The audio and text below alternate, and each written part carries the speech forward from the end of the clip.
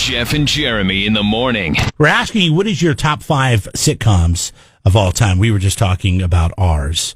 We want to know what yours is. Cheeba was, she's talking trash. I'm going to try to get her on the line in a minute. She says Frasier's not even in her top 10. Dude.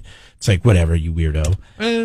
Frasier's like a 9, 10 honorable mention. If we're going to talk in fantasy football terms, a wide receiver 3.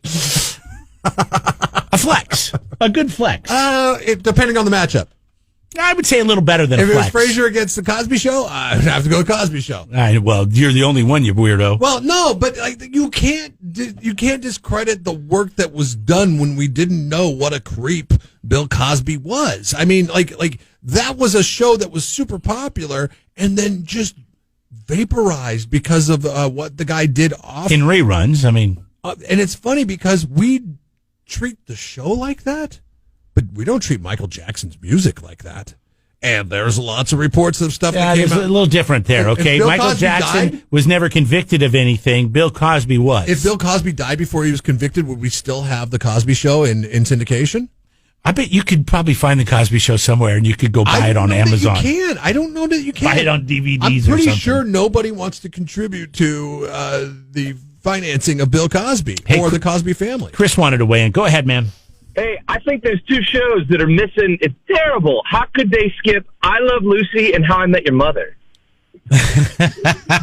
I Love Lucy is okay because I gotta be honest with you on I Love Lucy. These are our top 5. I mean, and the reason being is it's just too old for me. I don't know. I remember my grandparents watching I Love Lucy. Oh, I used to watch it at Nick at Night. I don't know how old you are, dude, but I mean that's if you remember Nickelodeon. Yeah, no, I watched it on Nick at Night. Yeah, and it was good, but I mean it's not going to be in my top 5. My personal top 5. Anything in black and white scares me. It's like the original, though. I mean, no, I understand, but it should go down in like the Hall of Fame, and it should be historical. But it's not one of my favorites all time, right? I mean, yeah, but I can't judge something like, okay, by sheer numbers, and Pepper was just in here, he was talking about he liked Big Bang Theory. Sheer numbers, I have to say Big Bang Theory is up there, but I don't from a preference standpoint because I hated it. I gave it 3 tries, and I was like, that's it, 3 strikes and you're out. I think I gave it 5.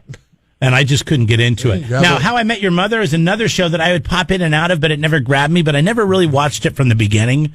So it's really serial. You kind of have to.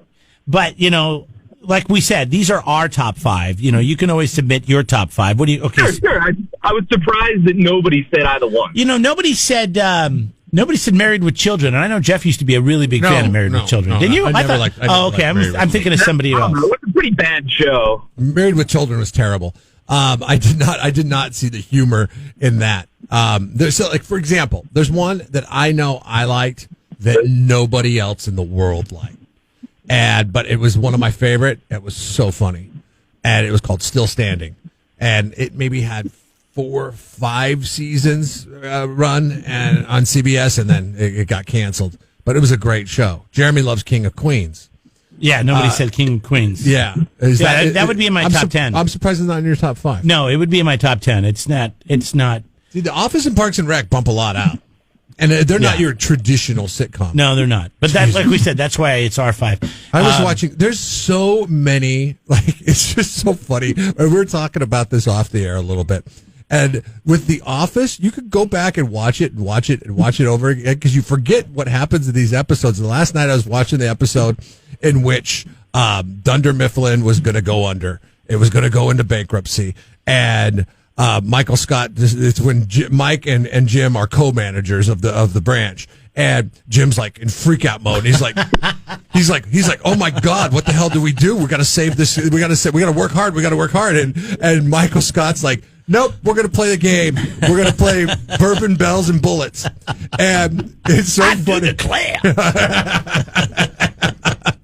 And Andy is trying to tell people the difference between a panhandle accent and a Savannah accent. It's called drool out your mouth. Yeah, it's called drool out your mouth like molasses.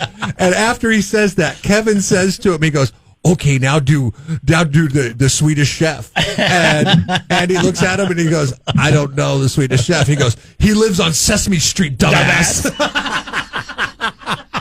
I know, we're way too big of fans of that show, but it's pretty funny. I forgot all about it, and I'm like sitting there in bed, and my wife is sleeping, and I just start busting out laughing. And it's so funny.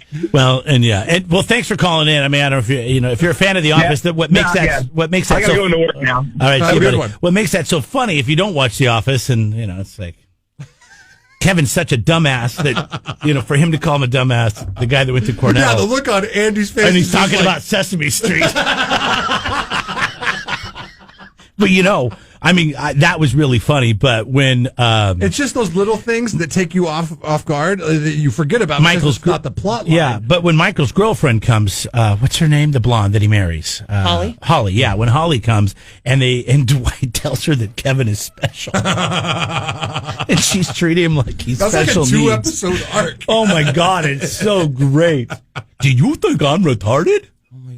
I watched The Office in its original run. Oh my God, can you take that off? Sorry. I watched The Office in my original run, and then... Whenever somebody comes in with a mask on, I have to wear the mask. Sorry. Yeah, I know. I don't feel comfortable. Really? Yes. But, okay. Sorry. I'm muffled. Plus, I don't mind it. It's so cold in this office. That's true. It was nice. That it keeps your face warm. You want me to warm. put one on? No. I will. No, it's fine. Because now I learned that they project you, too.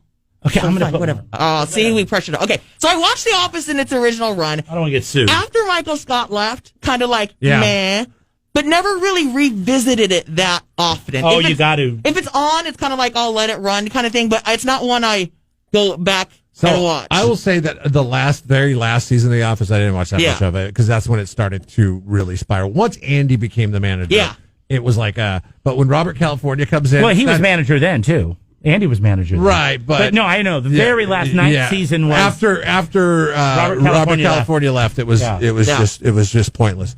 And but God, some of the Robert California stuff is so underrated, and they forget about it because it's Who's Robert California? Was that Will Ferrell? No, what's his face? No, the guy James Spader. Yeah, James Spader. Oh yeah. See how we all sound like crap now? I mean, we all sound like we're talking out our butts. We sound fine.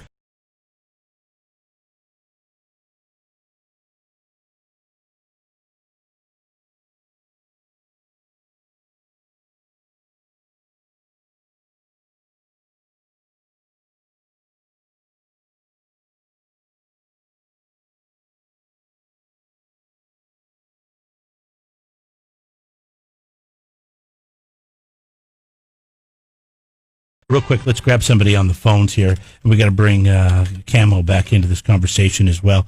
Hi, what's your name? Gary. Go ahead, Gary. What'd you want to say? Well, nobody mentioned Friends. I was wondering what's that about. Because it was a terrible show. Because you haven't gotten to me yet. Well, no, how are you going to say Friends is a terrible show? I'm just kidding. That's a terrible thing to say. No, Friends, it was not a terrible Friends show. Friends is right up there with Big Bang Theory in my. No. I just don't understand Big Bang Theory is a great show. Hold on. Go ahead, let Gary. Go ahead, Gary. Bazinga, bro. No. I can't bring myself around to it. I just can't. I sit there and I watch it, and it's so funny. I ran across a video this morning, and I should have watched it, but it was David Schwimmer's character. What's his name in Friends? Yeah, Ross. It's him. If you watch these episodes without him, without the laugh track. Whenever he's acting, he's doing it. I guess it comes across as super creepy and weird. So that might be funnier than Friends. Somebody who took the laugh track out of Friends. The thing about Cheeba, that she reminds me of my wife so much. Like, we're super cool and we get along on so many levels and we have a lot in common. But then there's other side of my wife and Cheeba that it's like, no. The Friends side. The Friends side. The 90210 side. Like, no way. Okay, don't diss 90210. See, exactly. You guys are so much alike in certain ways where it's like we get along and we're so much alike on one side. I feel like I'm older than her. The other side, yeah. So. The only reason I have to fight for 90210 is because they recorded that at my high school, so I have to defend it. Okay, it's not in my top 5. Okay, but it's not even a sitcom. No, so no. There goes a drama. Yeah. Anyway, okay. So my number 1 is Friends. I still watch it to this day. I sat down and watched all the Thanksgiving episodes the other day. How it could be number 1 is just because beyond. I will still watch it to this day. Okay. I also watch. I mean, I'll tell you this: Frasier over Friends any day. Oh, of the week. no. Any day of the week. Oh no. Okay, then I got Parks and Rec because I'll still go back and watch that. That's great. Donna, I was going to bring up Donna earlier. I love Donna. She's so rare, but she's so funny when she comes in. It's so funny to watch the progression of Donna too. Yes. If you watch like multiple seasons, like Donna is a non-factor in the first 2.5 seasons, and then they start bringing her around and developing. Do you remember character. like the first season, like how she looked so different, very conservative, and like it was so odd. Love me some Donna. And then I'm with you on Three's Company because that show practically raised me when I was a kid. Three's Company is I have the magnet on my fridge still, and my husband like walks around singing the song all the time. I am so torn about leaving it out of my top 5. I really am. But I had to put a throwback in there, and that's my throwback. Oh, Three's Company is so great. Brady Bunch also raised me. And by but the not a way, we sitcom. should not have been watching that as children, but we were. Yeah. We didn't get it. Suggestive material. Yeah, we didn't get it. I also have Modern Family on there, which is great. Yeah. And my new favorite is Schitt's Creek. I'm watching it for like the 3rd time. Oh, really? I love it. I'm going to have to check it out. It's on Netflix. Netflix has got some great stuff. Cameron, if he's there, he was telling me about this show Mindhunter, where My dad was telling me to watch It's really good. I haven't done it yet. That sounds hilarious. It's not funny. No. They just go back and, it's the FBI, I'm guessing based on a true facts and story, when they start to track serial killers. Yeah. And they call them, session killers or something like that in the beginning, Cameron? Sequence killers. Killers, and then it goes to serial, and you're just kind of laughing. But anyways, it's a really good show. I also want to honorable mention, agree with Cameron on Good Place. I loved The Good Place. Is that a new show? It was on the last 5 years or so. The last I think season it just ended, yeah? Yeah, the last season just wrapped. It's really smart. Right. Yeah. And is that a network show or Netflix? It was on NBC, but all 4 seasons are on Netflix now. Okay. I did pop in on that show 3 or 4 episodes, and what I saw of it, I liked it. You would like it. I just, you got to stick through it. It's really funny. There's so much TV I'm allowed to watch. Willie says rules of engagement. Oh, so good. So I was like, and Ben from Parks and Rec appears as Trevor the Demon, which is really great. Oh, yeah? Yeah, and it ramps up hard in the 2nd season. Yeah, you have to sit. I did not like the 1st season until I found out what happened and the twist, and then I was on board from the 2nd season on. I'm glad Willie brought up David Spade and Rules of Engagement. I don't know if that's in my top 5. Is that a comedy? But Rules of Engagement? Oh, it's David Spade, yeah. Yeah. And definitely in my top 10. I really look forward to that show. I don't know if it's... I can't say that Frasier barely makes the cut. And I'm going to allow Rules of Engagement. I was going to say, seeing as what Frasier set this all up, I totally agree that Cheers way better. I watched Cheers way more when I was a kid. I didn't watch Frasier's spinoff. And it was a radio show too, wasn't it? Yes. Because I would usually watch those things. He was a radio host. Oh, honorable mention WKRP in Cincinnati. That's too far back. Ranker rated the top 5 most important sitcoms of all time. Okay. So I would say that this would go in there is the best. All 5 have been mentioned.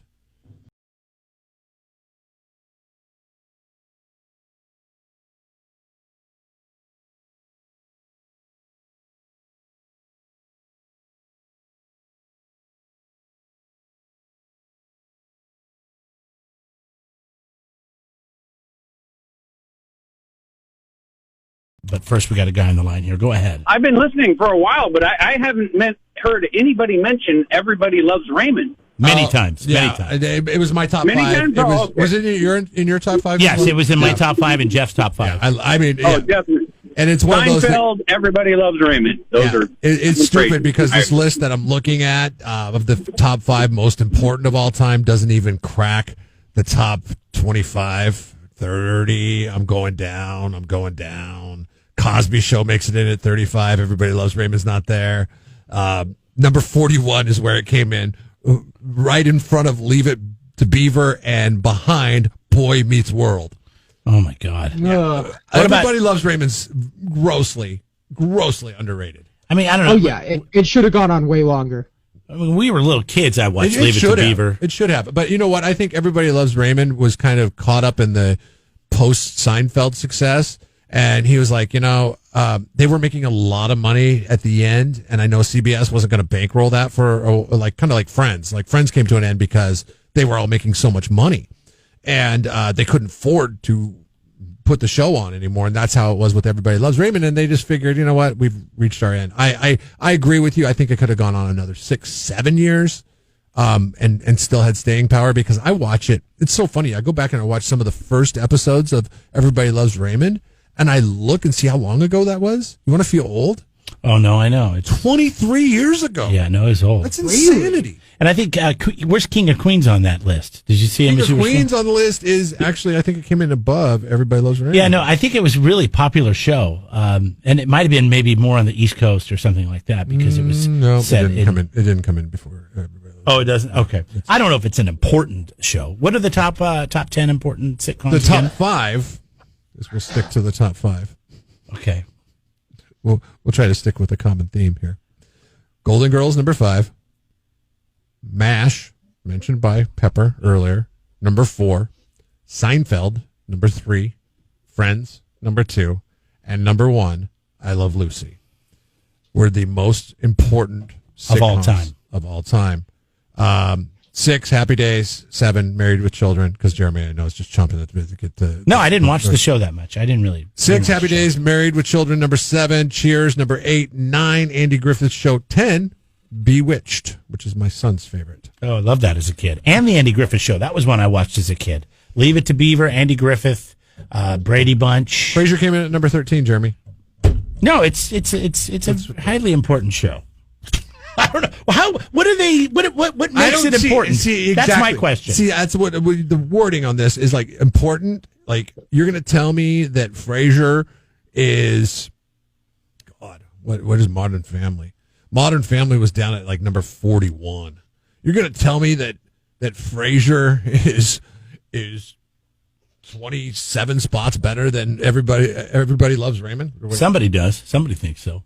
I mean, in the grand scheme of things, Cosby Show wasn't more important than Frasier?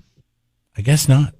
I don't know. Well, it all depends on what they're determining. Right? What they're determining as, what makes it so important. I don't know what the important thing is, and this is all objectionable, and people get to go on there because this is Ranker, and you can move it around. Yeah. I mean, Simpsons was not mentioned by anybody. Somebody wrote it in, but they did. Why didn't you mention it? I think everybody was talking, kind of missed it. Number 11, Family Guy on the list. Is Family Guy? Family Guy's not on there. Are there any animated in the top 50? South Park, 32. Simpsons. Scooby Doo. No matter what the variation. More important than Everybody Loves Raymond? Number 34. No, I don't think so. I'm just kidding. I mean, that's where I sit on that one. Modern Family's all the way down at 46. Let's see if there's any other animated ones in here. Jetsons came in at number 20. That's not a sitcom. It's a cartoon. I don't know. So these are just the most important. A cartoon TVs. can be a sitcom. I mean, like King of the Hill. Yes, but did you ever watch the Jetsons? Okay, it wasn't a sitcom. Yeah. Actually, I think when it aired, Jeremy, it aired in prime time. But that doesn't make it a sitcom. It was a cartoon. Situational comedy. Family living in the future, driving around flying cars. That's situational. What was funny about the show? The writing. I don't remember the Jetsons, so I don't know. But Flintstones made some of these lists too. Flintstones was there was some comedy there. There wasn't much comedy. Oh, in come on. The Jetsons. Wait, the Jetsons was like that's what it was. It was a funny kids show. Yeah, and it would look to the future. I liked the Jetsons better than Flintstones. This is why. Okay. Maybe this should be a poll question. Is the Jetsons the Jetsons gave me something to look forward to. The Flintstones, that was in the past. There's no way we're going to go back to driving cars with our feet. Come on. And pulling on the bird's tail to sound the siren at the end of the day. It was funny. You know what about the Jetsons was everybody lived in like a space needle. If you know what the space needle is. But you never saw the ground. No. I don't ever remember seeing the ground. Kind of in space. Yeah, everybody was just up in the air. Which was cool. Rosie the robot? Come on. You had a robot that serviced you, that had attitude? Come on. That's awesome. I also think it's super realistic and the ground is uninhabitable, so everyone has to live on a space needle. Yeah, that could be 2023, by the way. The rate we're going at. I mean...